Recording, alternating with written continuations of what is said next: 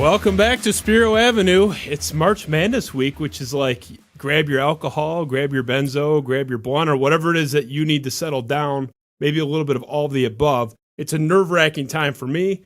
Anyone that knows me knows that this is not a fun time for me at any point in any year. I don't enjoy a minute of this. I'm a nervous wreck. A little bit less pressure this year because Michigan State is the underdog of underdogs to do anything in this tournament. But still, we're Spartans, we're stressed, right? And I'm sure Michigan, who has a lot more at stake and a lot more to lose, all the Michigan fans out there are losing their minds, pulling their hair out, and grabbing some alcohol or whatever their numbing substance is. In a situation like this, when you have March Madness on the horizon and basketball season is at its peak, I like to go to the experts, of which I'm not one. I'm more of a whiner. I'm more of a guy that just complains a lot and makes a good point for every 7 things I say. But there are experts out there, and one of them is across from me, my good friend, David Klein of Spartan Hoops. Welcome, David. I appreciate it. He might be overstating the expert part, but I do like to dabble. I think I've said you are like the Spartan half of the dynamic duo on Twitter. You're the Spartan half. Our other friend, Anthony Wright, is the Michigan Wolverine half.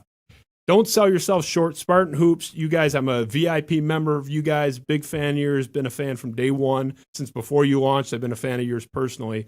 I couldn't think of somebody better to talk Michigan State on the eve of a tournament, one of the weirder tournaments, I think, from the Michigan State perspective. We've never really been in this first four situation before. It's our first tournament in 2 years. I think we were robbed of a much better opportunity, a much better kick at the can last year with the COVID situation. But I want to start with how the deck was set for this tournament. And I get called a fake Spartan, a bad Spartan, a Debbie Downer. And you know what? The Debbie Downer might be fair. The fake Spartan, not so much. I bleed green and white. But look, the bracket comes out. And Michigan State fans had some anxiety about whether they would even be in the field. I personally did not. Turns out they're in the first four, which is, for those of you that don't know the first four, I'm sure 99% of my audience does. But the first four is kind of like when they asked Marlon Brando to do a screen test for The Godfather. He's like the greatest actor ever, but he had to like rehearse. He had to sing for his dinner. Michigan State has to sing for their dinner. They're only like kind of in the tournament. They have to win a game to really qualify. It's an asterisk on the streak being extended if they don't beat UCLA on Thursday. And Michigan State Twitter, MSU Twitter as it's known, is apoplectic. Everyone's losing their minds. Michigan State got screwed. How is Syracuse in a better situation with the seeding? Everybody went fucking crazy. We're going to put a couple examples up. I could have pulled 700, but Ben is expensive as a producer and he bills hourly. So we had to limit it to like, 3 or 4? Ben, can you throw these up? I mean, this was just a Kong line, a small sampling. Dave Revson, Big Ten Network, quote, I cannot get over the utter absurdity of Michigan State in the first four after beating 2 teams on the 1 line and 1 on the 2 line. It's laughable. So, he's an objective observer. He's furious. Let's go to the next one. This is our buddy Andy Isaac, who hopefully is watching. Great guy. Get the fuck out of here, trash ass bums. Let's get some blue bloods in the play-in game. Her. So he's basically saying the committee just wanted to stick Michigan State and UCLA in for dollars, and that was the only reason Michigan State was dissed with the seeding. By the way, I'm not discounting that as a criteria. Ain't the only one. Let's get to the last one. Spartan Avenue, no affiliation with Spiro Avenue. I honestly don't know which one of us came first. This is in response to someone else saying Michigan State's complaining. He says, because Michigan State got screwed. I would agree if Michigan State didn't have 3 of the best wins in college basketball in a 2-week span. So let's end it with the examples there. Everyone went nuts. I thought this was wrong. I think Michigan State fans have gotten it wrong. I think this team deserved a tougher path. I don't think they deserved anything better than they got. Am I crazy? Where do you stand on this? No, I think I kind of had the same feelings as you. This team got blown out a bunch of different times during the course of the year. They look at the whole body of work. The metrics didn't really like them. At the end of the day, from what I've heard and understood of the committee, they look at some of your wins when they determine if you're in the tournament or not. when they're looking at the seeding, they're really looking at some of the metrics like the Ken Pom. We were right on the fringe. I think we finished at 56 in Ken Pom. So you're kind of right on that edge anyways. Yes, they had a really good 2-week stretch. I think that we both can agree. I was pretty surprised that we saw that out of them to be able to put themselves in position to make the tournament. I'm really not that worked up about it at the end of the day. This playing game is basically, if you want to look back in the season, point to a moment where you could have resolved this issue, not played in this playing game, beat Purdue at home, and we're not in this conversation. Beat Maryland in the Big Ten tournament after you have that first 10-minute start.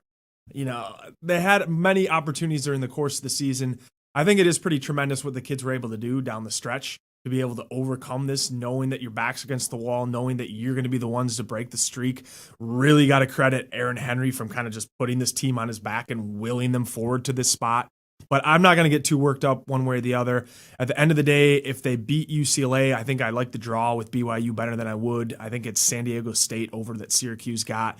The athletic matchup for Michigan State's a little bit better in that game. Win a couple games and then we'll start crying about it one way or the other. But I just think at this point in the season, you can't really be too bitter about the fact that you're the playing game. Did the money have something to do with it? It always does. We know that in college basketball. So at the end of the day, go out and win your game. Get yourself really in the tournament. I don't really see it as an asterisk because one way or the other, the playing field now is 68 teams. If you want to say there's an asterisk on it, I think that they've made it. They've carried that through for me. So I won't put an asterisk on this if they end up losing. But end of the day, go out and beat UCLA. That's a game that's winnable. And then see what you got in BYU. Yeah, it's 135,000 living Michigan State alumni, and the two people that think Michigan State didn't get screwed are both in this room. So I think you're coming from this in a really sane way. And everyone's citing, how could you do this to Michigan State? They just beat Michigan. They just beat Illinois. They just beat Ohio State. But for those victories, you guys wouldn't be in at all.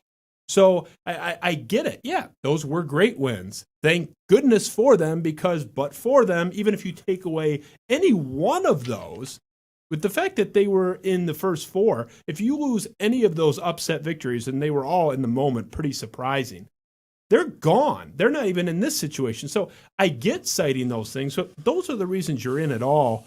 You go through all the reasons. I'm not grabbing my Let's run down. I'm not grabbing my pitchfork for a team that lost by 30 to Rutgers, by 30 to Iowa. Worst loss, home loss in Izzo's career. A disgrace. By 25 to Minnesota, who just fired their coach because they stink.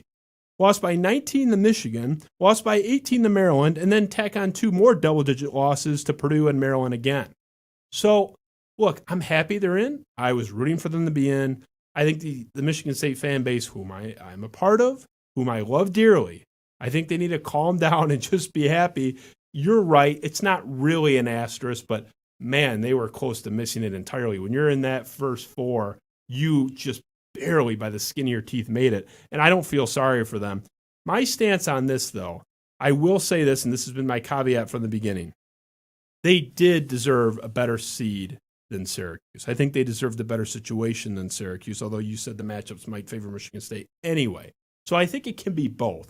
I think it can be Michigan State probably didn't deserve better in a vacuum, but when you look at this other shitty program down the street in Syracuse, maybe they deserved better than them. I mean, is that kind of a fair summation? Absolutely fair. I think if you look at it, had they beaten Maryland, Maryland was kind of entering that bubble. They lost 2 games. I think it was to Penn State, and maybe it was Nebraska, I think, to end the season. It was a really brutal stretch.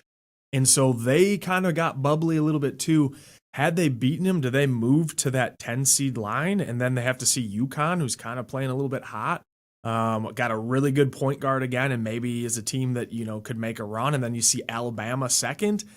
I think in the long run, does it suck to play the playing game? Yes. But end of the day, win the game. You have a pretty good matchup in BYU, and maybe you can win a couple. And at this point in the season, did we think that was possible, 3 weeks ago? The answer to that is no. So we've got ourselves in a situation where they have a chance to win a couple games in the tournament, to just have somewhat of an enjoyable part to end the season. Those wins were fun, but like a lot of this season has been a grind. It's been exhausting, from a standpoint of writing it, from being a fan, from just trying to generally figure out what this team is. And I don't think we still know that. I think it remains to be seen which version of this team shows up on Thursday. And that, I guess, is the fun of being a Michigan State fan. Fun, I guess. I mean, I have no idea what to make of this team. It has, in a way, I mean, basketball and football, it's apples to oranges just in every way.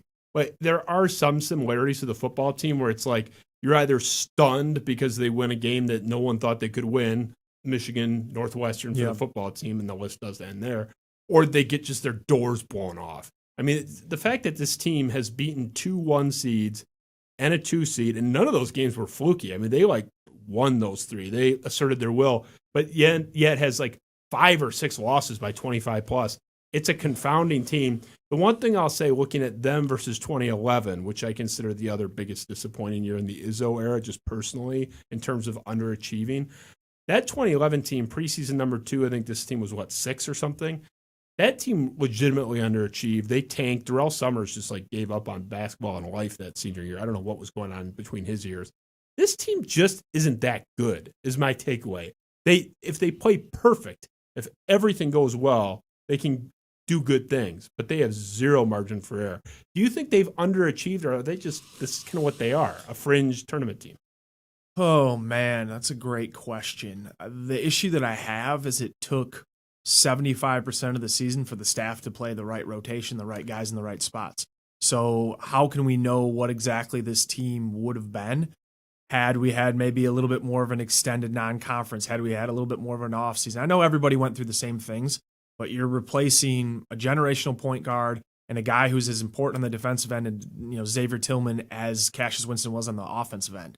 And I think that what you saw was, we're so used to just plugging and playing and saying Izzo's going to figure it out, right? Well, this season he came. Watts obviously has the struggles that he went through.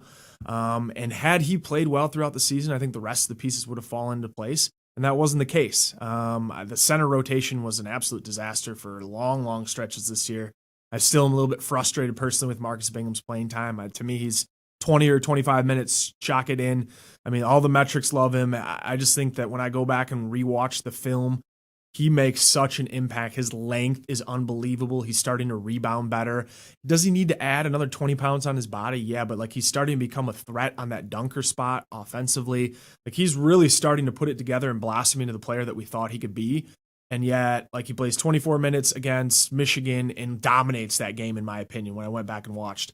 And then he plays against Maryland 14 minutes. What are we doing? We're still at this point in the season where I don't know what to make quite of the minutes.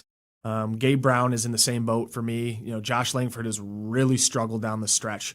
Last 6 games, he is shooting below 30% from the field, under 20% from 3, and not taking a few shots. He's taking 52 shots over high volume struggles. Right. And, Gabe Brown was in the doghouse, didn't play the second half of that Maryland game. I just don't know what to make that we're still teaching guys lessons at this point. It seemed to me that they found some of that mojo playing that 4-guard wing combination with Brown, Henry, and Langford all playing alongside each other in the Indiana game. He's kind of gone away from that a little bit the last couple games. I don't really understand it. Malik Hall's obviously played much better. But I think generally speaking, it's been really tough to assess what this team could have been when 80% of the season was spent by the staff spinning their wheels, when to me it was just so apparent basically 10 games in where this team should have been headed. And I just think he really, really struggled with trust with the players this year. And then that's why we kind of ran into a position where we struggled during the course of the season. I agree. I think this is, and look, one of the years has to be the worst. So everyone calm down. I can already feel the wrath. But this is Tom Izzo's worst coaching job at Michigan State for a season, in my opinion. That door is open. If he rips off some wins and goes to the Elite Eight, it's all forgiven. But to this point, as we stand here right now, March 16th, it's the worst job he's ever done. Now, best coach in program history, one of the 10 best coaches ever, even his worst is better than a lot of guys' best. I think it's been the worst year he's had ever here. Is that fair?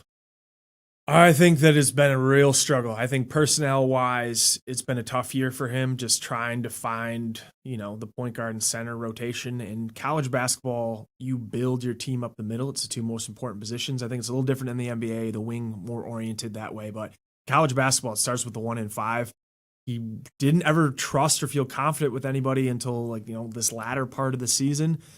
So is it his worst year ever? I mean, I'd have to really go back and look and think about it, but I thought the start was just brutal, and it's been a rough year for the staff. I think he's done a poor job, and I can't imagine. I know you haven't had Twitter because Twitter wasn't a thing for every single Tom Izzo season, but if you had Twitter throughout Tom Izzo's career since 1997, I'm guessing you would have never done more bitching than you did this year. All justified, by the way. Yeah. Your account was fuming about the big man rotation all year, and you were right. You had it locked in the whole way. And, you brought it up organically, unsolicited. My buddy Bill McCurdy and I were talking before the show about this. We sort of had the same pet peeve, and you mentioned it, where it's like this constant juggling of the lineups for 3 months. Every single year, it's cost us 3 or 4 games. I'm convinced where it's like we lose a game by 2 or 3 because he has to get Kithier 16 minutes or whatever. I just think he's had a terrible year. And again, the door's open for redemption. I would love to have anyone in Michigan State Spartan Nation laugh in my face about this recording, cut it up, make fun of me in a couple weeks if it all goes north for Michigan State. To this point, it's been a disaster. I want to keep it on Izzo for a second. I think he's had some sour grapes. He is, and again, look, my license plate is Tom Izzo. It's literally TMIZZO. I'm the biggest Tom Izzo fan in the world. But he has probably the most passive-aggressive attitude on the planet. And I think it's actually funny. I don't mind it. It's kind of like I'm not mad, but everyone else is mad. But, I'm not complaining, but other people are complaining. The Donald Trump, Andy Isaac, our buddy bit. I'm going to pull this clip real quick, Ben, if you can throw it up there. He insinuated that Michigan State was better off just not playing those COVID makeup games. I'm curious for your take on this. Let's play the clip real quick. We came back and played those 3 games. As I look back, would I have been better off not playing them? Did I hurt my team some? Maybe. But you know what? We did what we were supposed to do. I look around the country. I see some teams that played a lot less games, and I think got some benefit. We're battle-tested, man. We've been through it all. Expert at like the, I'm not saying, I don't know. I mean, some people are saying he's the master at it where he's not really bitching, but he's throwing it out there. He wants it on the record.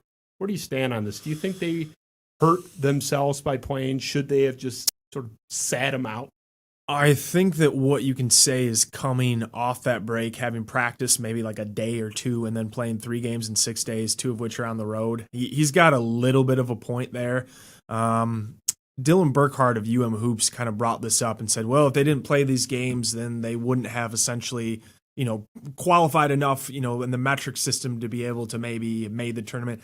I don't think I buy that. I mean, losing to 30 to Rutgers on the road and then backing that up by losing to 17 in Ohio State, I'm not sure that helped your resume at all.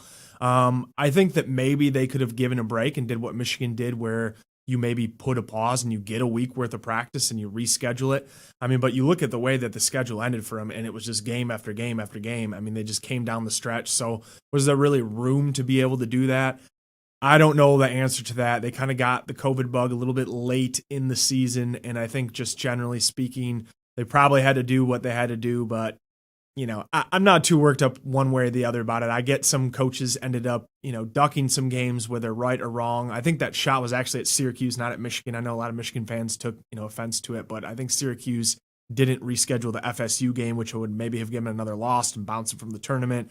So it's one of those situations where, I'm not going to be too worked up about it one way or the other. They had to do what they had to do at the end of this stretch season to be able to win these games, or they weren't going to make the tournament. It just comes down to that. So it took almost pulling a rabbit out of the hat.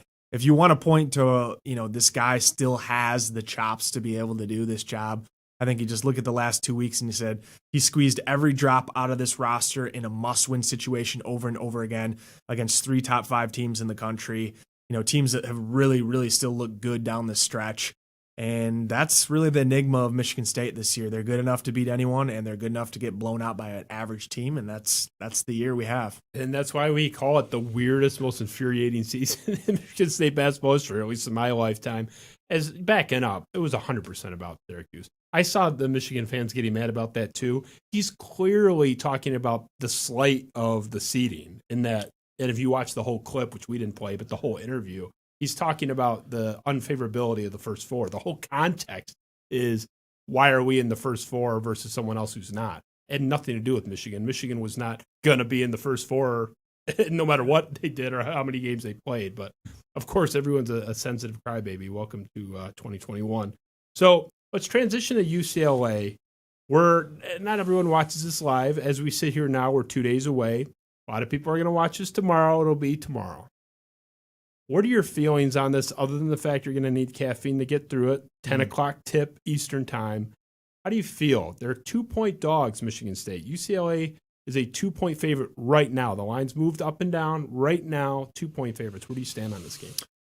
This is going to be an interesting one. So I started by just watching film because I maybe watched half a game of UCLA during the course of the season. Obviously, Michigan State played them a couple years ago. But kind of digging into it, typically a Mick Cronin team is really built on the defensive end. His Cincinnati teams were just really grindy, physical, like teams that really just were good in the trenches and just made you work for everything. This is not a very good defensive team. I think they're like 86th in KenPom defensively, so not a very good defensive team. Surprisingly pretty good offensively, and his teams are not really known for that. The point guard, Tiger Campbell, Michigan State recruited in 2018. He took a few unofficial visits. They never officially offered.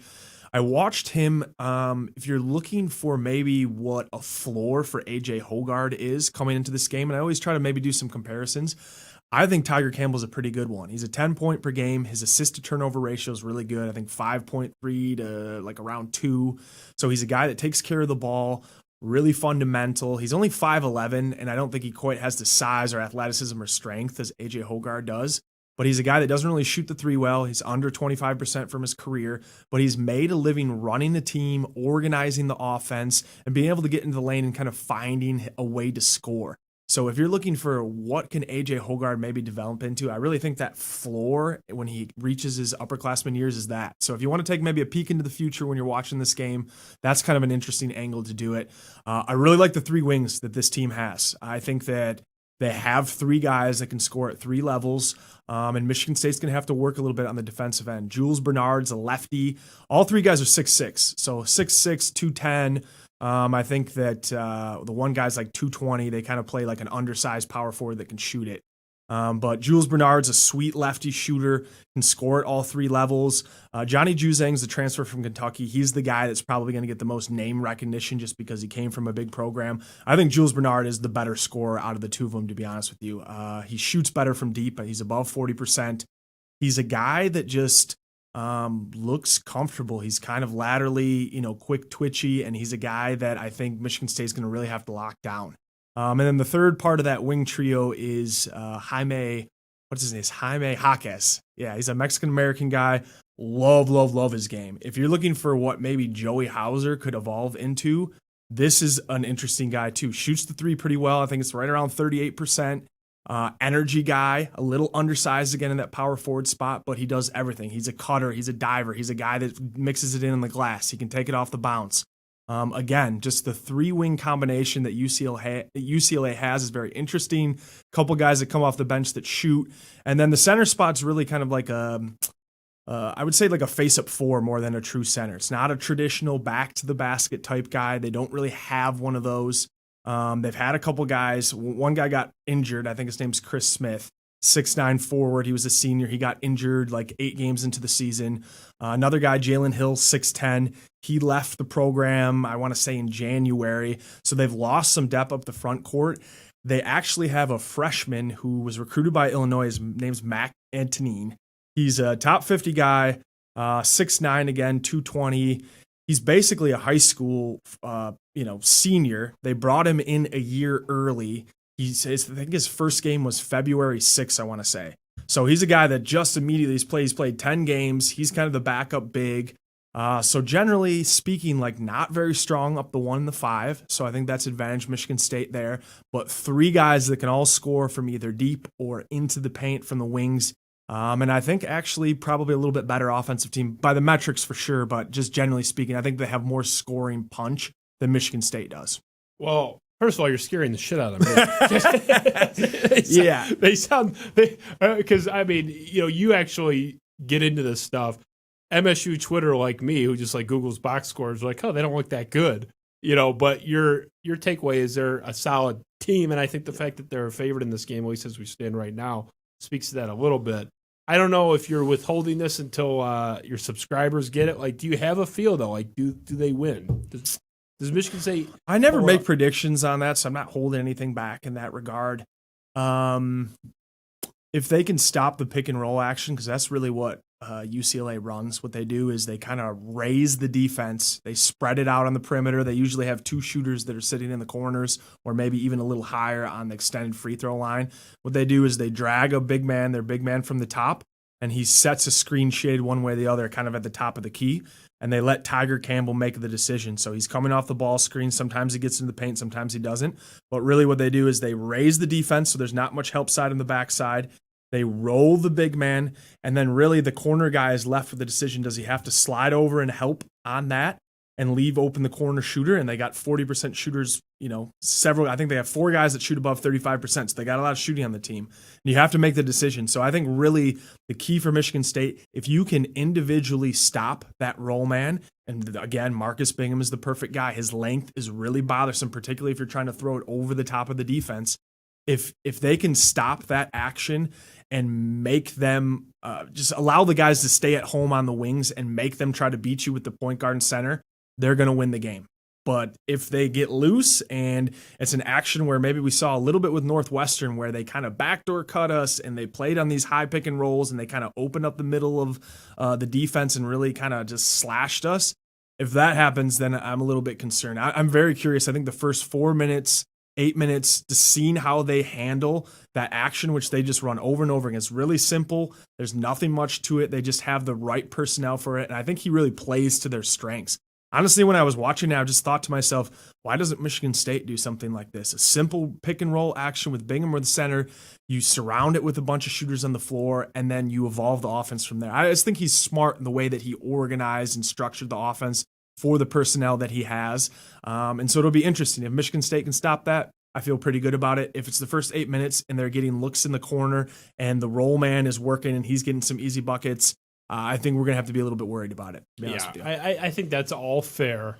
I used to say when Cassius Winston, particularly his junior and senior years, was running the show, if I could just look in advance of the game, look into the future, but just look at his number of turnovers, I could tell you with 99% certainty whether Michigan State won. Because he was playing 38 minutes a night and he always had the ball in his hand. And I'm not saying he was turnover prone, but I'm saying if Winston's turnovers were 0, 1, maybe 2, Michigan State's going to win almost every time. If he had the occasional game, which he did, of 3 or 4 or 5 turnovers, not so much. That was a big metric if I had to isolate one. For me in this game, and you've mentioned it a couple times, I wish I could know right now how much we see Marcus Bingham. Because if Marcus Bingham plays 12 minutes in this game, whether it's foul trouble and they just park his ass on the bench because he gets 2 quick ones or whatever it is, I think we're toast. I think he is the key in this game. He's so disruptive, even when he's not playing well. He's just long. He just is in the way. He's annoying to play against. You're like 7 feet tall. You would be annoying to play against, Dave. Like those long guys are just a pain in the ass. I think he's the key. I think that's probably...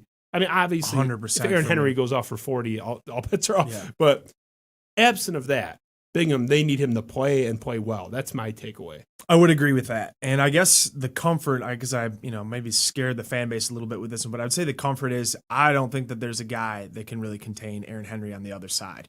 I'll say that. I think Jules Bernard is too slight. I think Johnny Juzang, has a little bit of length, but he's not a guy that, to me, physically or athletically, is maybe quick or strong enough to stay with Henry. So I think that this is a very good game for Henry to get going. I think it's really just going to come down to the defensive end. If they play a pretty clean game defensively, this is, I think this is going to be probably an ugly game in the 50s, to be honest with you, because even though UCLA can score the ball, they play a really slow possession. They take their time. Their tempo is like 300th in the country. Yeah. They really take the air out of possessions. And they try to make you work on both sides of the ball. They haven't done a very good job defensively of it, but offensively, they're extremely patient, and Tiger Campbell kind of embodies that.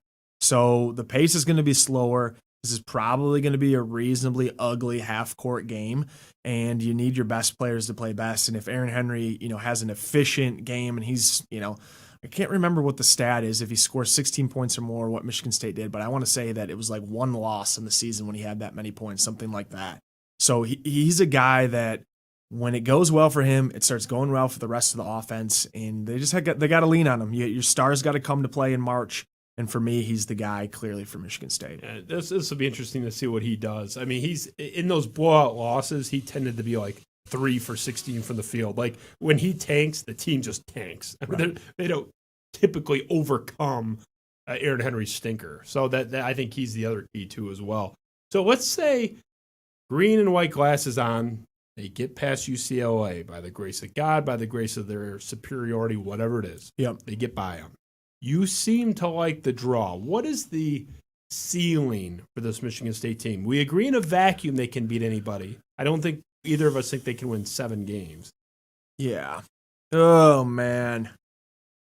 I think they can beat BYU. BYU is a good shooting team. They're going to have an athletic advantage at basically every position. We're going to see Matt Harms again, our Purdue hair-flipping friend. 7'3". Yeah, we'll see what happens with that one. You got to play good perimeter defense on that team. You know, I think they were top 30 in both offense and defense this year. They don't have a ton of good wins, so that's one of those teams. Played in obviously Gonzaga's conference. They gave them one half. I think that's the one half that I watched at BYU this year. I haven't dug into a ton of film to see the personnel, all the rest of it yet. But I would say that just athletically, they match up extremely well again with them. And then you kind of look at what would maybe present itself the next time. Texas. Texas is a weird team. Veteran core in the backcourt, really, really athletic. In some positions on the wings in the front court. Do I love that matchup? No. Do I like Michigan State and Tom Izzo with a quick turnaround there, prepping against Shaka Smart? Yes, I think, but 3 games in a short span again. What does some of these players have? Again, you come back to Josh Langford and just I think if one player kind of got screwed with having to play this playing game, he's the guy that I'm pointing to that could have used another 2 days of rest and just see if you can get him even close to what he was in the midseason. He grabbed 15 points, 16 boards that Illinois game, and it's gone downhill from there. We need a version of that guy where he's locked in, his legs are locked in, and he's just giving you everything he has, and his body is responding to it. I don't think it's so much a failure on Josh for not hitting shots. I think he was played into the ground this year by the staff. To me, he should have been closer to a 20-minute per game guy. They played him almost 30 in conference play.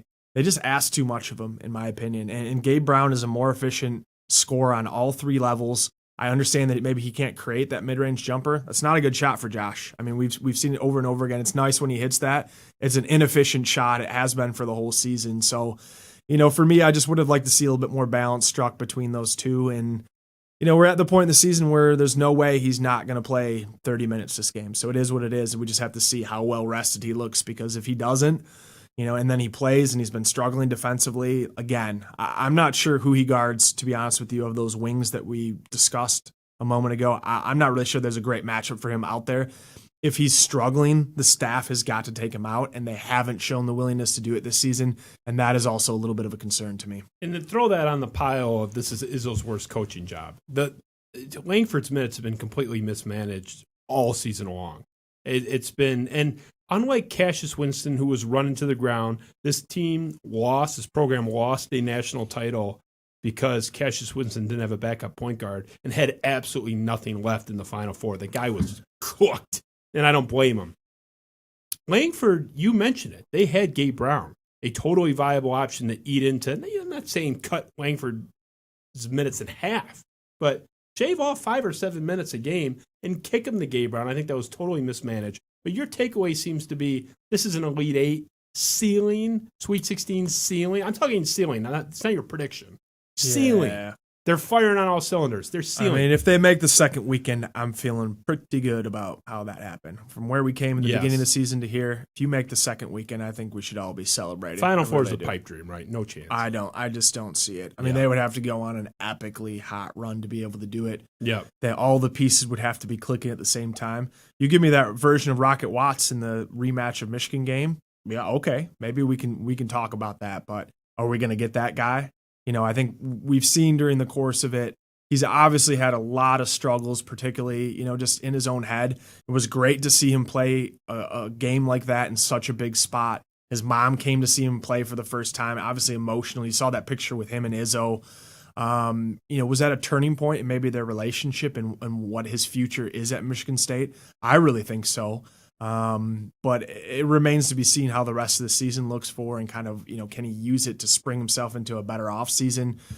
Those are all very interesting questions. And I think, as we wind down this season and we're looking ahead, I think there's a lot of things to be hopeful about, but I think there's also some things that it'll be very interesting to see. I think it's the biggest offseason that he's had, maybe his entire career, to see where the direction of the program is, how willing he is to maybe change some of what we saw went wrong this season. I think they need someone to go on, like if they're going to go on any type of run at all, they need someone to go on like a Goran Sutan type run like he did in 2009. I talked to Sutan about that a year or two after the fact. He had graduated. He was actually at Rick's during the summer, so he was back in town. And I said, like, where the hell did that come from? I said, I always thought you got a bad rap. Like, where did that come from? And he told me that Izzo told him on the eve of the tournament, look, I know I've been hard on you. I think you've had a hell of a year. I want you to just forget any negative thing I ever said. Just let it fly. Like, that was on the eve of the first game. He didn't even pop off the first game. Eve of the tournament, Izzo tells Sutan, just fucking let it go. Like, just I basically I've been a little too hard on you. Just play loose. I want you loose. And then the rest was history. People forget Sutan was really good in the final game against North Carolina. He was like the only one that showed up. He was like 14-10 in that game. They got bombed, but he actually played really well and was the MVP of the regional prior. So I think if somebody goes on Rocket Watts goes on a 3-game run where he's scoring 20 points a game, that's the type of thing that could happen, but no one should predict it. It's not surprising if the University of Michigan goes on a Final Four run, and I want to transition to them. Sure. They are the third most likely to win the national title in Vegas right now. Some have them fourth. They're anywhere between 6, 7, 1. Look at them 8-1. They're one of the 3 or 4 favorite teams to win by the odds makers. We're not going to do 40 minutes on Michigan, but I want to do at least 5. Where do you see Michigan going? Are they title contenders without Isaiah Livers? Oh, because I assume he's done. I don't buy that he might come back. Yeah, you never know with the stress fractures, I guess. I just don't know what kind of timetable. I mean, It's usually not good. I know. I agree with that. It's one of those things where it heals up, but then does he go on the floor and test it out and it starts hurting? Let's assume he's out. I think that's safe. Yeah. Assume he's out. Could they make a Final Four with him out? Yes. I do think that the draw is reasonably generous if you're looking at kind of across the board. Gonzaga got a reasonably favor one. Virginia, still, it's possible that maybe some of their personnel can't come with that. They had the COVID late, so we don't know what's up with that. Them and Kansas are kind of in the same boat there. Missouri, whatever. Missouri, Oklahoma. Oklahoma's kind of had a backslide to finish the season. So I think that Gonzaga probably has a pretty comfortable path too. I would expect them maybe to see Iowa, who they've already seen again. But you look at kind of Michigan's, path to at least maybe the Elite Eight, and you got to feel like they have a pretty good shot to do it. People are a little bit concerned about LSU. It's kind of like a sexy name out there. Oh, they got a top 5 offense. We played them a couple years ago, poorly coached, completely undisciplined. They want to all play hero ball. They play 0 defense. I think Michigan will eat them for breakfast. I really do. I mean, maybe a couple of these guys pop off and they make it a close game, but if Michigan comes in disciplined and plays their game, I don't think that LSU really has a chance. And St. Bonaventure, to my understanding, is a pretty good team, and maybe LSU doesn't even make it out of the first round there. Then you kind of look at Florida State, who's had an up and down season. Not somebody that I really trust. I'm not really a Leonard Hamilton fan myself. I think that he's a mediocre coach who gets really good talent. He develops the talent decently well. I just don't think he's a very good X's and O coach. I don't think he's a good in-game coach. He's not a master tactician. No, I don't think so at all. So, you look at that top, I think obviously the path to Sweet 16's nice, and then you kind of flip it around and see, maybe that Elite Eight matchup. Who do I think comes out of that? Probably between Bama and Texas for me out of those two. Obviously Michigan State's down on that side. I don't really see it, but I think, Texas and Bama, 2 tough matchups there. Bama kind of has employed the, threes or layups philosophy. Nate Oates is a guy that we need to keep our eyes on maybe 4 or 5 years down the way when, Izzo eventually hangs us up. Who knows how long he's going to continue to be coaching. He's going to be at, Kentucky by then. I mean, seriously, Calipari or something's going to happen. Yeah. I don't know, but he's a guy that Michigan State should keep on the radar. I think he coached in Romulus, right? So he has some ties to Michigan. A guy that's really done well in recruiting and, to both sides of the ball. Alabama's really always been a football program, and he's kind of turning that in, and they're responding and pumping a ton of money into there. So maybe he just doesn't leave and he just builds something down there. But Bama and Texas are interesting. And so, are they in a tough spot there? I think that's a really, really interesting matchup in the Elite Eight. Could they win that game and make it? Yeah. Are they anything more than that Elite Eight Final Four team? It would have to be an upset on the Gonzaga side. If they see Gonzaga without Livers, I'm gonna hammer Gonzaga unless it's double digits. I just think Gonzaga would probably overwhelm them there, and maybe that take will come back to bite me. But I think Elite Eight is a fair and reasonable kind of. I wouldn't say ceiling. I would say maybe it's midway. I think they should make it to the Elite Eight. I think that's a comfortable floor for what they have. They still have a ton of different pieces. They're going to kind of have to reform their identity as the tournament continues. But I think it's a very comfortable path to at least the Sweet 16, and you just build some momentum going in. If for some reason Livers surprise returns at some point on this journey, they're right back in the thick of things. All bets are off if Livers is back. I mean, I think we agree there because he's such a game changer for them, and he's their heart and soul by all accounts. I don't know. I don't know what it is about the coaches in this state in the month of March making national news for kerfuffles on the court. Tom Izzo 2 years ago with Aaron Henry, that was friendly fire. Everyone on the planet except people in East Lansing were clutching their pearls on that one. It was Juwan Howard's turn. This is a little bit of a pivot, but I'm curious for your take on this. Juwan Howard going after Mark Turgeon of Maryland, their coach. We're not going to break down everything, but let's play the clip. I'm curious for your take on this. But here is what happened.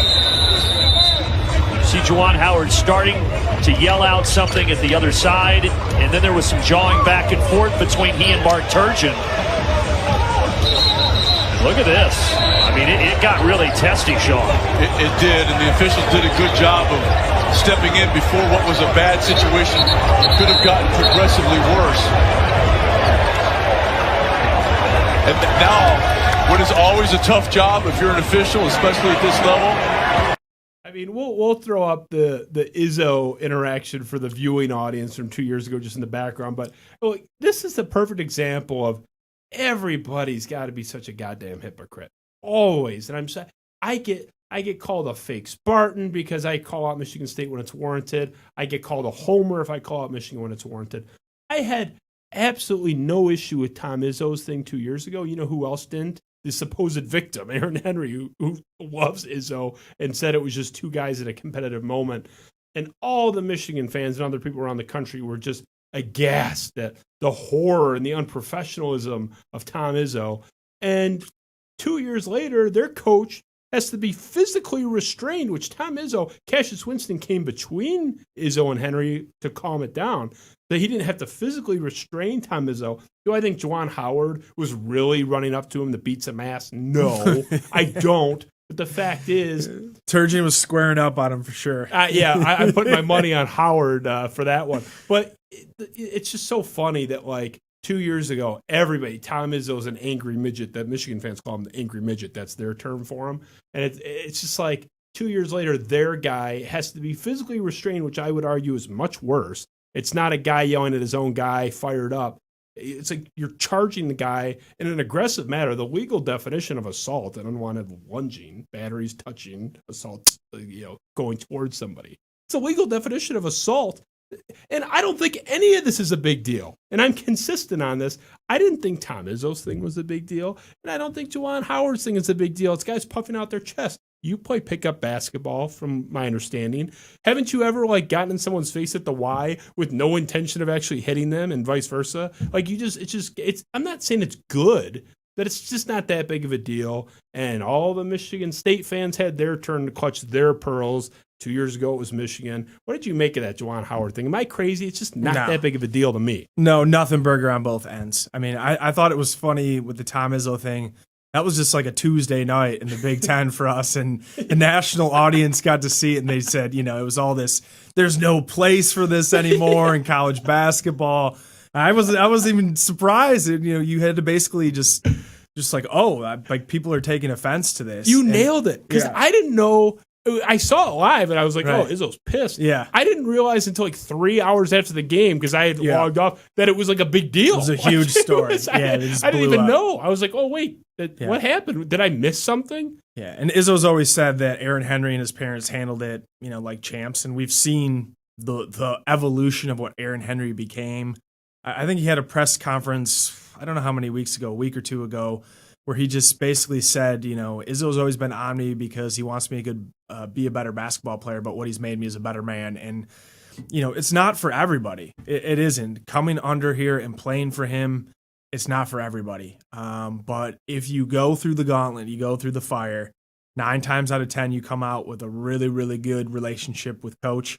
And, there's a trust and a bond that lasts long, far beyond what you did on the hardwood. And I think everything that we've seen this season and the struggles and the frustration that we've seen, I try to just buy in a little bit on some of the relationships that he's had with the players over the years. And Aaron Henry is a peak example of that. But as far as the Juwan Howard goes, I thought it was hilarious. I loved it. I saw on Twitter, somebody said, if you saw Mark Turchin coming towards you, you'd think that he probably had like an iPhone problem and like he needed fixed more than he's squaring up on you or something. So I think it's great. There a little bit of the fire went out of the rivalry. And I listened to the Beat podcast with Brennan Quinn and a couple other guys were on it. And they were just basically speaking about the rivalry. And there was certainly an amount of respect that ended up coming during the Beeline area where it was really hard, I think, for Tom Izzo to hate a guy that he thought was running a clean program and he trusted and respected and liked. And I think that eventually we're going to see some fireworks between these two. I really hope we get it. I think that there will be a blow up or an interchange between them at some point. I mean, he hated the Fab Five. Those Fab 5 years when he's getting his ass kicked and like there's no love lost, at least for the player that Juwan Howard is. I think there's some respect for what he's done, particularly in year 2 for the coach. But at some point in time, that's going to boil over, and we're going to get to see 2 of what I would argue is maybe some of the hotter heads in basketball going at it. And my biggest takeaway is like good for the rivalry. We've seen basically, Michigan's beef with everybody. They've beef with Illinois. They've beef with Maryland. Like, there's a lot of hatred in the conference Ohio right now. State was mad that they were kissing the logo. I mean, right. I think there's been a lot more hatred recently in the league. Like Illinois and Iowa kind of had a little bit of hatred that have always been rivalries. And I just think generally speaking, it is nice to see a little bit of just like chip on the shoulder and not like, patting everybody on the back. I like to see it. I mean, for me, that's competition at the highest level. It means you respect the guy, but you also want to punch him right in the face. And I think we're going to see it over the next couple of years. We're going to have something where Izzo and Howard don't see eye to eye on something. I think it blows up, and I'm all here for it. I love it. And I co-sign literally everything you just said. And again, this isn't like an anti-Michigan thing because, like I said, Michigan State fans took their turn to be the pearl clutchers. Everyone's a hypocrite except you and me. You and I are the only 2 non-hypocrites on the planet. But just everyone just relax with the pearl clutching. Oh, it's so unprofessional. Look what he did to Aaron Henry. Meanwhile, Aaron Henry has given 37 interviews subsequently saying that he loved it. We had Matt McQuaid on this show. We talked about that incident. I can't remember if it was even on the air or off the air. He talked about Izzo's culture of sort of I think he called it constructive hostility, where it's like constructive hostility. It was something like that. I mean, I think that's what it was, constructive hostility or something like that, where it's like they're on edge, it's competitive, it's intense, but it's mutual. They yell at him too all the time. I mean, Winston was telling him off like by the end of his junior and senior year every other game. So it's like it is mutual. It's not like just Aaron Henry moping in the corner, so like Raymar Morgan did. I mean, God bless him. But that whole thing was overblown. Like everything is stupid. But I love it. I'm with you. It's like bring it on. As long as no one's like actually injuring somebody, I don't want anyone to throw a chair and like decapitate somebody. But absent of that, scream, What was yell. the Kansas game? It was Kansas versus who last year where that happened? That's what I mean. That's over the line. That's too far. That's like a step and a half, 2 steps over. Oh my gosh. I don't condone that. That's not like the whiny. Was that Kansas State, or what game was that? It was Kansas. It was definitely Kansas. Sylvia DeSuso, right? It was It and was then he definitely left the program after the year, but he had the chair raised over his head. I think it was Kansas State. I'm pretty sure. WWE or WWF. That's too far. That's a bridge too far. I'm not. That's not like, oh, you're a liberal snowflake if you don't condone chair throwing. But like guys puffing their chests out saying like, hey, who do you know here at this party? Like, come on, everyone went to college. Get over it. So that's where I stand. So you did a great job. We're gonna pivot to our last segment, the speed round. You're a big fan of the show. Let's get to the speed round. You know the deal. I don't know this deal. I've been tuned in here and there. I can't say I know the speed round, but I'm ready for it. It's a joke. You're supposed to just pretend like you. I know. Yeah. Come on. Do you think all my guests watch every minute of my show? Maybe Andy Isaac, but that's because he's a good guy and he feels bad for me. He considers me a charity case. So normally the speed round is all over the place. It's a lot of sports, but I'll ask you like, hey, what'd you think of John Kerry in 04? I kind of throw in some wrinkles. All right. A little different this time because it's the tournament. It's a big deal. It's a major story going on right now. So we're going to get into a tournament edition of the speed round. I threw this together. This is Justin's all-time Izzo Era MSU lineup. Now, remember, we have a lot of audio listeners, so I'm going to read it. And here's the parameters that I set for myself. Starting 5 and 1 6th man. No bench, no 8th man, no 9th man. Just starting 5 and a 6th man. And the parameters are, if I had to pick a team, and I got a gun to my head, and they have to win this tournament with this rules, this field, all that. They have to win the 2021 tournament or that trigger is pulled and my brains are all over your nice Ivy League suit. This is the 6 I would pick to keep myself alive and with a pulse. Point guard. This is where I had the most trouble, as you might imagine. Yeah. I went with Mateen Cleaves. We'll talk about it. Shooting guard, the 2, Jason Richardson. At the 3, small forward, Denzel Valentine. At the 4, Draymond Green. At the 5, Xavier Tillman. 6th man coming off the bench, Gary Harris. Now, I'll defend this really, really quick. I have 6 guys that can shoot, 6 guys that can defend. That was really important to me. I am well aware that my tallest guy is like 6'7". Yeah. Just for the record, I'm aware that wasn't an oversight. I chose to go with all guys that could hit a 3 if they're open or remotely open, and all guys that are B-plus defenders or better. That was my logic. They can all defend, they can all shoot, and I got a couple really good passers. First question for you. Grade my team. Grade my 6. And make any changes. You just got to throw that back up. Throw that back up for me, Ben, so I can see it one more time. Ben I'm digesting it. Ben will pull that up. Um, Again, for the listening audience, it's Mateen Cleaves, Jason Richardson. The combination of Draymond Green and Xavier Tillman really is that's sexy. I would have loved to see those two play, especially if we're getting like peak each of them. And that's what we're. We are getting peak in this. Of course, they're MSU peak. It's tough for me. Does Adrian Payne get into that mix, particularly with the his senior year? Yeah, his senior year was unbelievable. Having a guy just be like that. I think Jaren Jackson is probably in this conversation, and maybe I would slide Gary Harris up into the starting rotation. I know Jaren had a mixed bag. He had foul trouble. He only played 20 minutes per game, but if you brought him off the bench, and he's the 6th man in the mix, a guy that can shoot 40% from 3 and, one defensive player of the year in the conference. That's kind of an interesting mix for me too. It's tough. Obviously Mateen won the whole thing and will always be a legend, and we'll never get to know what Cash was able to do in the tournament. I think that's of all the seasons, and I'll say it over and over again, my biggest regret is not seeing Tillman and Cash get to run it back and see what they could have done. Yeah. Because would we have had as much discomfort and just frustration with this season if we had gone to back-to-back Final Fours and we got to see those two play again? Like it would have just all been a little bit of gravy this season, I think. It's the ultimate what if. I'll justify my answers for a couple of your points. You mentioned Adrian Payne. Yeah. I have a hard time picking one of the only 2 guys that went 4 years with Izzo and never made a Final Four. That's just, for this parameters, we have to win the whole thing. And I'm going to put.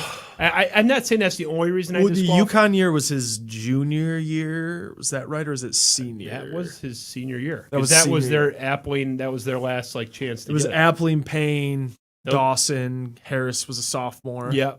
That Okay. was Appling, who was like the best player in the country in December and broke his wrist and then just sucked.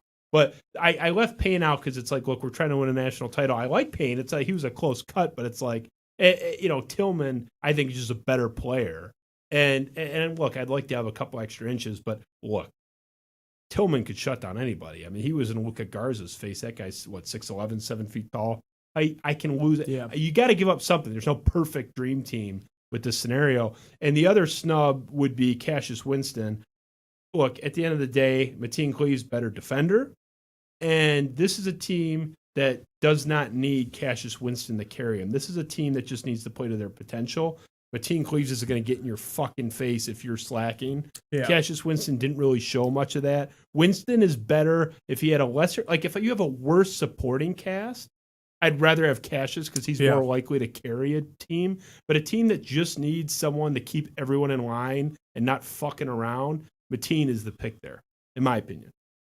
What do you think about Bryn Forbes possibly getting himself close to that? I know he wasn't a great defender, but one of the purest shooters that we've ever seen come through the program. I mean, his senior year was unbelievable. And Denzel and him, that combination, I mean, 2016 hurt so bad because those two were just I like Bryn a lot, Yeah. but Gary Harris, better player. Denzel Valentine was the player of the year, and Jason Richardson, better player. So they're just better players. Yeah.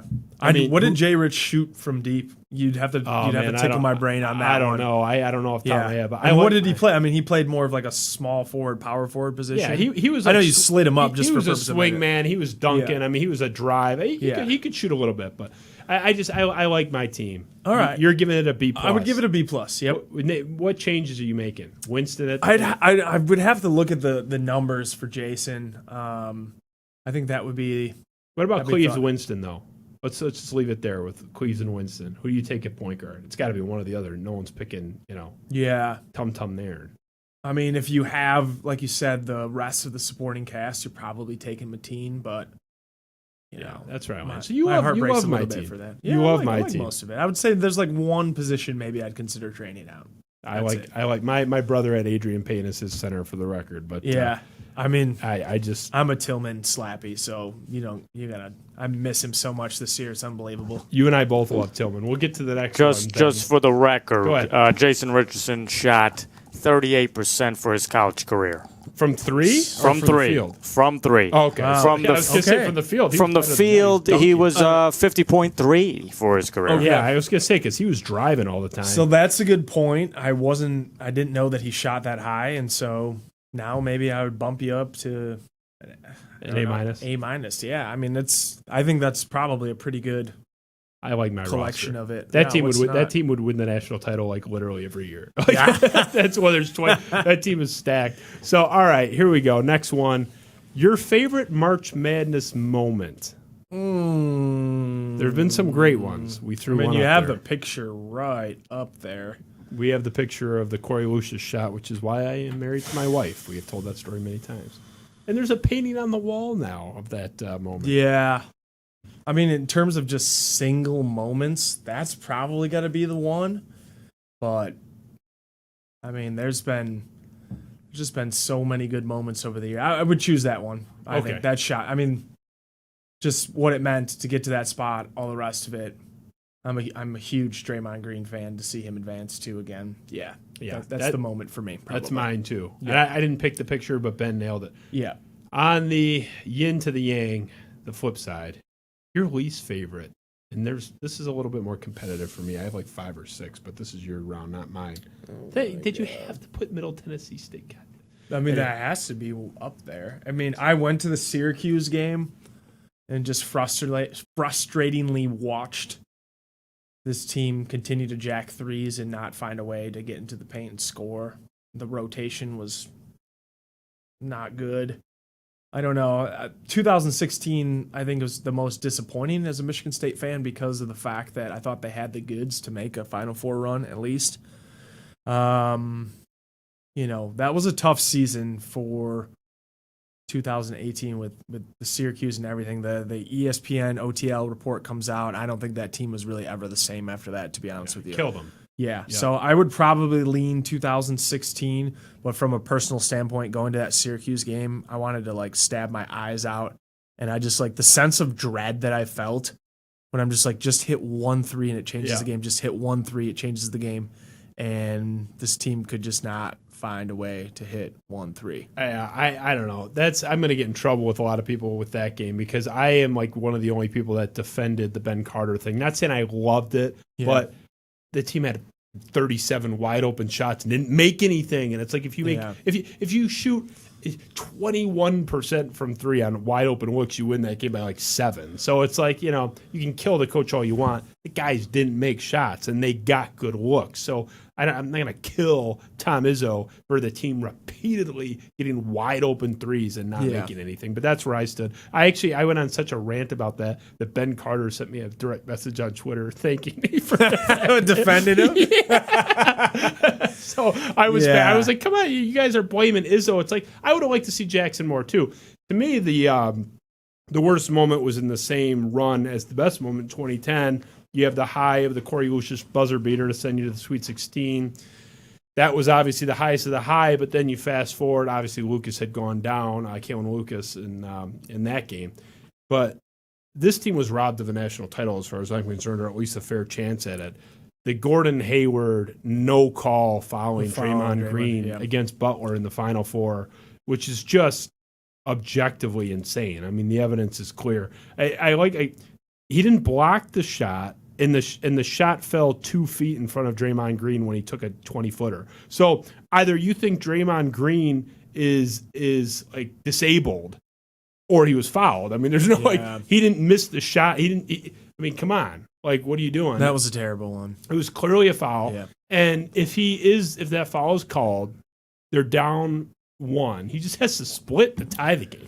Yeah. He was a 77% shooter. Everyone's who knows if he's going to make the free throws? Okay, he'll split and they'll go to overtime. He's going to make 1. But anyway. I don't want to go off a tangent here, but I will say this season has been one of the worst officiated seasons that I've watched in college basketball in a long time. You love Bo. I thought the watchability of the NCAA product has continued to go down the drain. And there's 2 different fan bases, right? Basketball fan base is split between NBA and NCAA. And the NCAA's argument is listen, these kids are playing their heart out. You're affiliated to the program. You're going to have ties there. I will always care more about Michigan State basketball than I ever will any type of professional program. I went there. I bled for it. I spent 4 years with some of the best memories of my life. You can't take that away from somebody who has that college affiliation. But in terms of watchability and product, NCAA basketball is in a rough spot right now. I just think that they call the games way too tight. There's no freedom of movement. There's just, I don't know. It's been really tough. It's so easy to fix.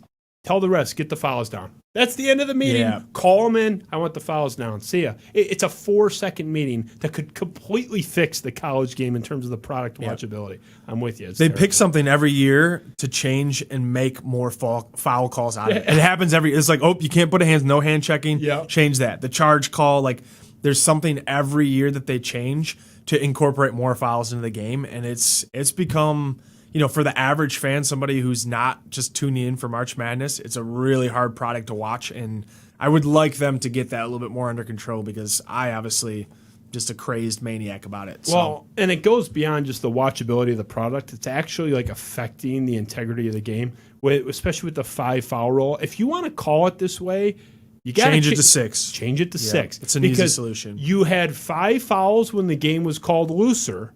And now you're buttoning down the hatches and calling it a lot tighter, but the fouls haven't changed. So, okay, I may not like this ridiculous calling a foul every 37 seconds, but if you're going to do it, change the allowable fouls because we've all been there. This isn't specific to Michigan State. Your top player, your second best player, gets the second foul with 9 minutes left in the first half, and they're done. That's a quarter of the game that they're on ice. It's so nobody wants bad. to watch that, especially in the tournament. Does anybody want to see their team you're seeing a primetime matchup. We saw it in the Gonzaga UNC, where everybody was in foul trouble because they were nonstop blowing whistles. A physical game. Nobody wants to watch the substitutes play, No. 80% of the game. Nobody wants to see it. So It's bad watching, and it's bad for the integrity. So, yeah, I'm with you completely. Small pivot going out of the tournament for one question, but still on basketball. My producer, Ben, put Beeline in there. I like it. The next coach of Indiana basketball. They always think they're going to get, Pat Riley. But they actually, in my opinion, get a really good one this time. I think they get one of their top 3 or 4 targets. Beard, Beeline, whomever. You think so? I think they get one of those 3, 4, 5 elite guys. I don't think they come in. I don't think they pay the buyout, which I love it. They call it a philanthropic buyout, like as if the guy's donating to like food for the poor. They called it philanthropic. I saw we that. had a donor make a philanthropic donation. $10 million buyout philanthropy is. I mean, to get Archie Miller's ass out the door. That's pretty good. That's some interesting charity there. Like, yeah, that's. I wonder if they can get tax exempt status for that donation. Next coach of Indiana. That's tough, right? I mean, it's a program that historically has had such a proud tradition. They've fired Tom Crean for recruiting well and making several Sweet 16s. And Archie Miller obviously just did not live up to the expectations there. I was super high on him. I think that you kind of looked at some of these younger coaches that come over and took, big name programs. Chris Mack's one of them too, doesn't make the tournament this year. Lost to Minnesota, a couple of seasons back in the tournament. Like a couple of these programs who hired kind of up and comers, it didn't quite work out. That's kind of the nature of the business. Sometimes the fit just doesn't work. But this fan base is at the point where they're just like calling for somebody to help. And I think the expectations and where the program is when you view them nationally, kind of this millennium is in such a far disrepair from what it was during the Bob Knight years. So did they get a program? And I've seen, Scott Drew floated around, Chris Beard. I think Chris Beard's buyout is really big. I think he's originally a Texas native and he has family down there. He's divorced, I believe, and his kids are down in Texas. So his buyout's huge. He has family ties in Texas. He's just started a program from the ground up. Would it make sense for him to bounce? Is it an upgrade? Yes. Does it happen? Yeah, I don't know. He seems like a guy to me that just likes getting down in the trenches and trying to figure it out. This team is not as good as the one that they had that made the national championship, but he's continuing to put out a good product in Texas, and I think that they've really appreciated him. So are you going to move someplace and start from square one to rebuild a culture? Expectations sky high. He's already getting paid a ton of money. I'm not sure about that one. Again, Baylor has one of the best recruiting classes coming in next year in the country. Are you going to give that up to then take over this program with starting from square one? Talking about Scott Drew. Yeah. I just think that we've gotten to the point where is IU really an upgrade for some of the coaches that have been talked about? John Beeline's an interesting one. I know that name always gets thrown out. I think that he is going to come back to coaching. Do they want to take what's his age? Ben, you're gonna have to look that up for me. He's getting like 70, up there, right? Yeah. So Izzo's almost 70. Does Indiana want to have a situation where he's really just a placeholder for the next guy? Or are they looking for the next guy? And so Beeline's interesting, but does he stick around long enough or have enough, to give left in the tank to be able to turn this program around? Because I think it's 4 or 5 years. I think they're really, you got to recruit the state. You got to recruit the state, which he stopped doing. Purdue is taking this class coming up here. They have 2 top 50 kids, Trey Kaufman and Caleb First. Both are kind of power forward types. Purdue got both of those kids. So you lost your top 2 in-state products to the neighbor down the road that's kind of been little brother for a while. Well, that's not the case anymore. I think there's a hard look to say Purdue has been in a much more stable position with Matt Painter and has just had a better program history, this last decade plus. So for me, I think it's a harder fit to find than you would think because the expectations are sky high. The difference is, I saw on Twitter a couple people call them the Michigan football of like basketball, where it's like the brand sort of exceeds the reality, but the one qualm I have with that is we've seen Indiana win multiple Big Ten titles in the last decade with Tom Crean, who I think is a B- coach. and he great recruiter. Yeah. Very good recruiter, but a B- coach. And if a B at best, B- coach can win multiple Big Tens, I think one of these elite guys can win big. I think they're a sleeping giant. I don't know. Maybe I'm a cornhole, but I think that program is going to get somebody good. I think they finally get it right. Would love to be wrong because it's bad for Michigan State if they ever get off the mat. Who do you think it is then? I'm curious where you think they would go. I think it's going to be from that list. I agree with you on Beeline. I think it'd be kind of a weird. I think they want somebody a little bit younger. They want someone that's going to be there. 68, by the way. Yeah, that's tough, a little bit there. They want a guy for he's 10 early years. 60s. Yeah. If he's early 60s and he's shown the ability to do it. I was in a locker room. Shout out to the locker room app. I told you about this a little bit before. We're going to have to get you on in there. But John Fanta, who does Big East coverage, he did analysis, I think, one game this year. Great mind, basketball mind. And he floated the name, obviously, that's probably changed a little bit, but McDermott from Creighton, just the guy that coached the Midwest, kind of knew it. Obviously, something's come up with that in terms of, a huge snafu. I don't know how you say that. In this day and age, just absolutely brutal comment. A phrase that isn't even a phrase. That's the worst part of it. It's one thing if you use some retired racist trope from 37 years ago that you somehow haven't retired yet. He just made it. I don't even know where that came from. It's You're in Nebraska. You're not in the deep South or something. Yeah, for I reference, didn't understand that. For the people that don't know what we're talking about, my mom watches the show. Yeah. McDermott, the coach for Creighton, made a remark to his players, paraphrasing slightly at halftime, which he admitted to making, was he wanted everyone to stay all in, 2 feet in. No one leaves the plantation. We have to stay on the plantation. Yeah. This is a white coach talking to 11 of the 13 guys are African American. It was a rough look. It was a bad look. That was an interesting name to float around, and obviously that's not happening. But I think that kind of guy, somebody that's gone to, I'm not sure they're going to get the top name guys. I really don't think so. I think that they got to go find a guy that has proven maybe that he's capable of winning in a spot that you wouldn't expect. A guy who's a Virginia Tech guy? I think it's Mike Young. He came from a smaller program, came over to Virginia Tech, has shown a couple years some consistency. I think you need to find a guy that's an up-and-comer, that's shown he's capable of winning in a tough conference, maybe in a smaller. Or you go find, a big fish in a small pond, or a guy that's shown that he can win in a bigger pond at a non-traditional program. I think that might end up being more of the hire than it is some of these sexy top. Brad Stevens is thrown out and all the rest of it. He would be a home run. I'll make a bet with you, and I trust your honor to be true about your feelings, because I don't know how else to structure this. I don't want to hide the names. I'll bet you a beer, cocktail, whatever, that you are going to say that was a great hire by Indiana. Okay. Whatever it is. And you're an honest guy. That's okay. Not saying, it might be okay. You're going to be you will objectively be impressed by their hire. Because I don't think they go to the well for their philanthropic buyout. Yeah. For $10 million for Archie Miller, if they didn't have some big fish in mind. That's just big fish in mind is a different thing than land in the big fish. There's plenty of people who've got him on the hook and said, "Here, I'll give you a bunch of this money. You come up here." And they take a peek at Twitter or on the fan base feed, and they just see the Indiana fan base is desperate for a winner there. Yeah. And I think that what comes with that is a really short leash. And I think that it's just, one of those spots where the expectations are higher than what the program is going to be at. And just briefly touching on this, I think Trace Jackson Davis probably goes to the NBA. I think that's probably assured. From my understanding, he's a second-round guy.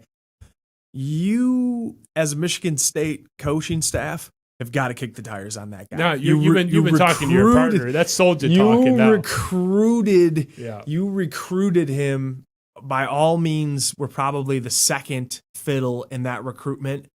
I think there's at least a pitch to be made that says, you come give us one season. We're going to make you the type of defender. We're going to make you a more versatile offensive player. And if you give us one season, we're going to get you into at least the back end of the first round. I'm just saying, there's a pretty good track record out there for putting centers into the league. I think at least you got to pick up the phone and say it. Oh, Probably he doesn't take the phone 100%. call, but 100%. You have to kick the tires. And look, if I have to frame Foster Lawyer for grand larceny to open up the scholarship to make that transfer happen, I'm willing to be an accomplice in that crime. So let's move on because I think this is the longest speed round topic ever. But we are near the end. Only a few left. What double-digit seed makes the Final Four? Now, I'll preface this by saying probably none of them. It's only happened 5 times. Most recently, Michigan had the gift of playing the Little Sisters of the Poor, Loyola Chicago, in 2018. Only happened 5 times. Michigan State. The Final Four? You couldn't even say like the Sweet 16. You said the Final Four. Final Four. Double-digit seed. Look, I don't want to prejudice you, but doesn't Michigan State have like one of the best? There's no good answer for the record. There's no. If you look at this field, there's no one there going to be like, oh yeah, I feel great about that 13 seed. like so. No matter what you say, someone's going to be like, oh, you're a moron. But that's sort of built in. That's baked into the cake. But I think Michigan State has about as good a chance as anybody of the double-digit seeds. There's no great answer. I would agree with that. Man. Thank God Ben printed that out. Yeah, no, I know. It's true. I would not have known where to go. You're with reviewing that like me looking at the Zapruder film. I think that obviously Michigan State has as much talent as anyone. Can I say that if Maryland gets past UConn, that I think that they can give some fits to some teams along the way? Yeah, like showing some stuff. There has been, kind of an up and down season, not a tournament team in my estimation when the season started. They kind of found an identity. They play a weird small ball lineup where basically every guy is a Malik Hall out on the floor. It's kind of a strange mix. Do I think they can actually get there? Probably not, but I do think that that's kind of an interesting pick if they get past UConn, which maybe they're not even going to be able to do. But Michigan State, I guess, in that double-digit seed line, you're going to go with a Hall of Fame coach, and you got Aaron Henry. It's not a bad pick. They all have 10+ losses. So I mean, there's no or they 4 losses, but they were playing like you and I at the rec league. So all right, 2 left. The Selection Sunday show, tedious or terrific? The bracket selection show. I thought they did a quicker job of it this year.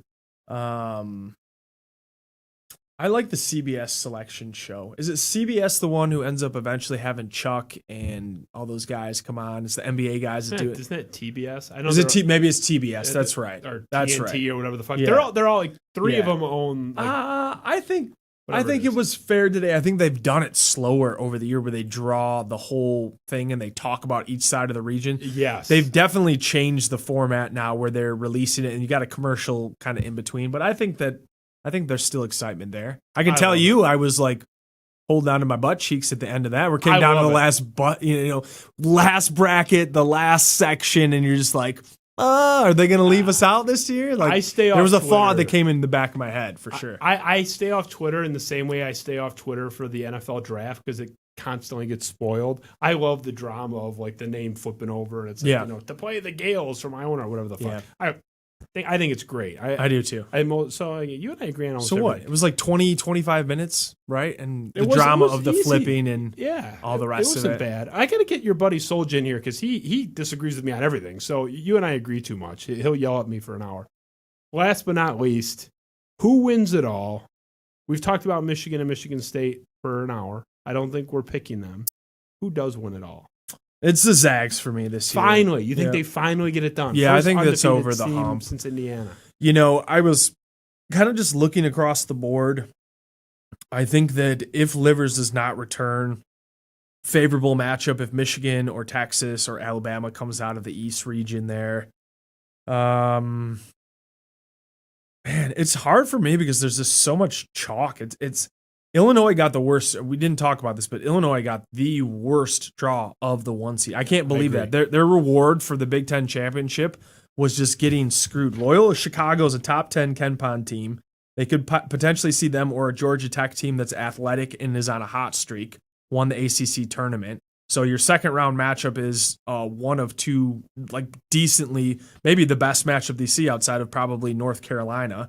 You could have Tennessee or Oklahoma State. You probably don't want to see, Cade Cunningham versus Ayo Dosunmu, two of the best lead guards in the entire country. That would be an extremely exciting matchup. But if you get down to the crunch time, that's a 50-50 type game.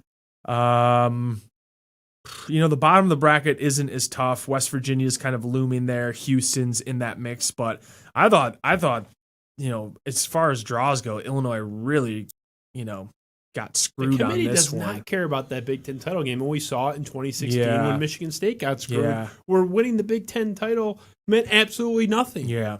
They need to move that back. Let's just make a requisition. We'll get a petition signed. Move it back to the game being played on Saturday like most of the rest of the conference leagues. Yeah. Because they're clearly not building that in. The only time they built it in was 2012 when Michigan State and Ohio State played the Jared Sullinger year in Indy. And that was like the play-in for the 1 seed. Like the winner takes the last 1 seed. And other than that, it's been 9 years since that game meant anything in terms of the seeding. It's ridiculous. Yeah, so you got the Zags finally I have the getting Zags. it done. I think Jalen Suggs is the difference there. I think that Drew Timme and Corey Kispert are really nice pieces, but Jalen Suggs is going to be a top 3 or 4 NBA pick next year. And I think you saw in that BYU game that it's WAC, right? It's the WAC tournament championship game or whatever. When he turns it on, he's as good as any player in the country. And if you look at Baylor, you look at Michigan, even to a degree, Illinois, I'm a big Ayo Dosunmu fan, but I think Jalen Suggs really has the ability to elevate this Gonzaga team. Not maybe as special defensively as maybe some teams he's had, but offensively, just an absolute clinic in really, really, really tough matchups. So I think that this is the year they finally get over the hump. But if they get upset, don't hold me to it. So, I won't, because I don't know what to make of this. This is like the least confident I've ever been. I look at my bracket and cry. I don't really deal with Who did you choose? I'm curious from your side. To win it all? Mm-hmm. I haven't submitted anything yet because I haven't decided. I actually you're not a submit and then go back and change your mind. You're just one time through. I like to I overthink everything. Okay. But I gotta say I really like this Illinois team. Yeah. And it'll break my heart. The Big Ten team wins it. It's not Michigan State. Exactly. Knocking on the I fucking like door that. We're the last Big Ten team to win, even though the dinosaurs were still roaming the earth when we won the title last. But I like that little, which is it's like the most bizarre stat because this year it's the best conference. The team hasn't won a title. The conference hasn't won a title since Christ died. But it's a good conference. So at the same time, it's bizarre. But if I had to pick right now, I really like the Illinois team. Yeah.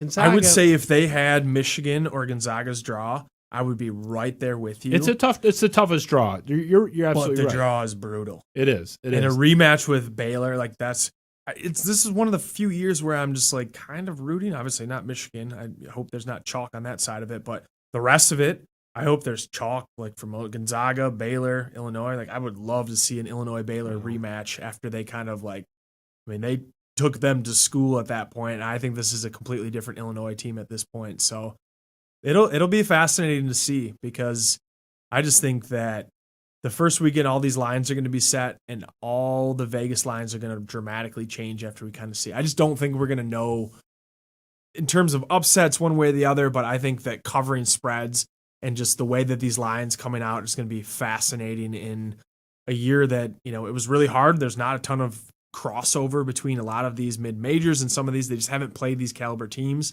I'm fascinated. I'm just happy we're having it. Let's just say that. Seriously. Yeah. And knock on wood, composite wood, that there's no hiccups. Composite wood. I honestly, this Gonzaga thing, they get more uncontested layups than any team I've ever seen.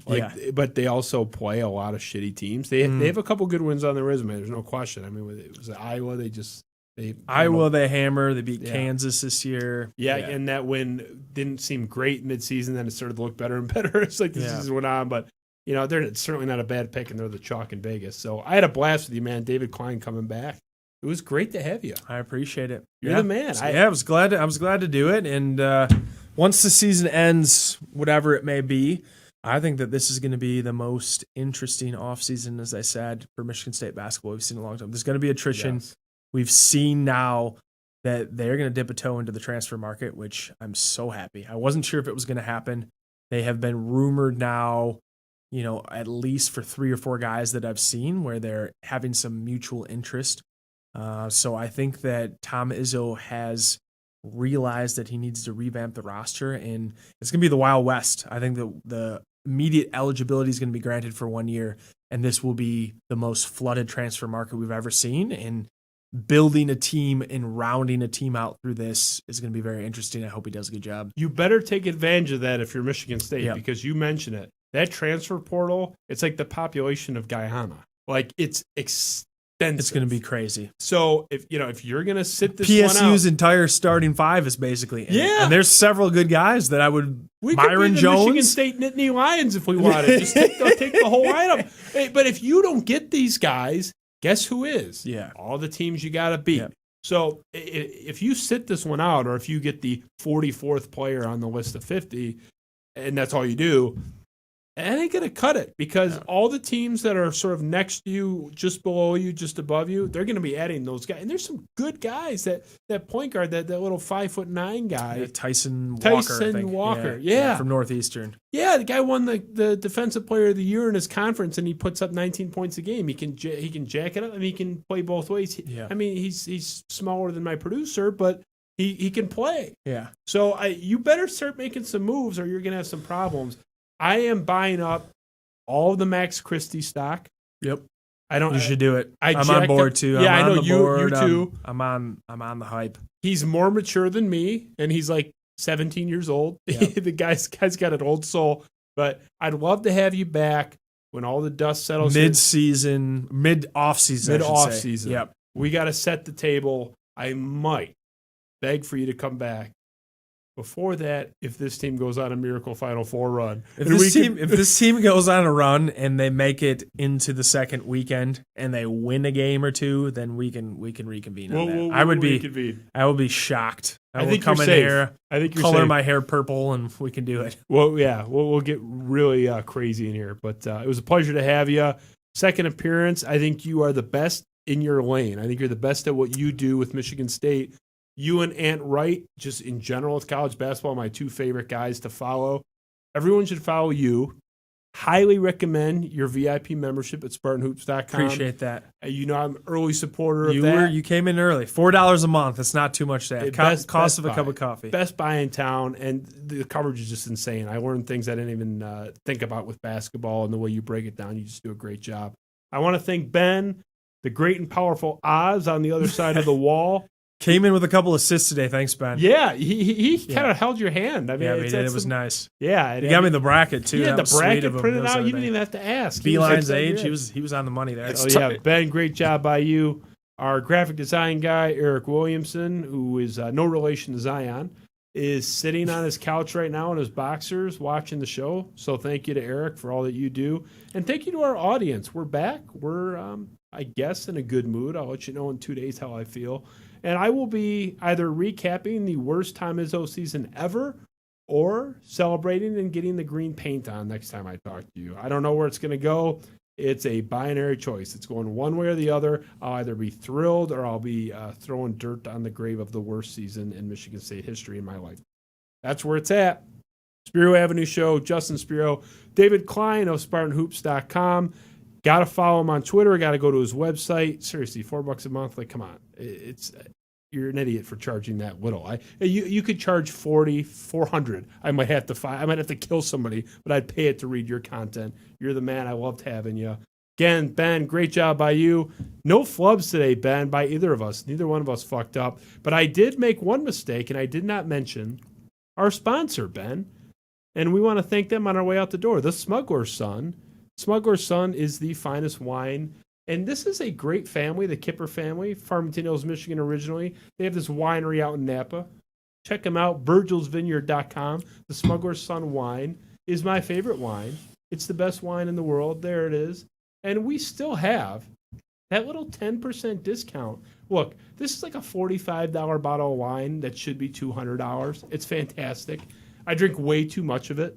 virgilsvineyard.com. If you use the discount code SPIRO, SPIRO, at checkout, you get a 10% discount on the already best buy wine in town. Check them out, virgilsvineyard.com.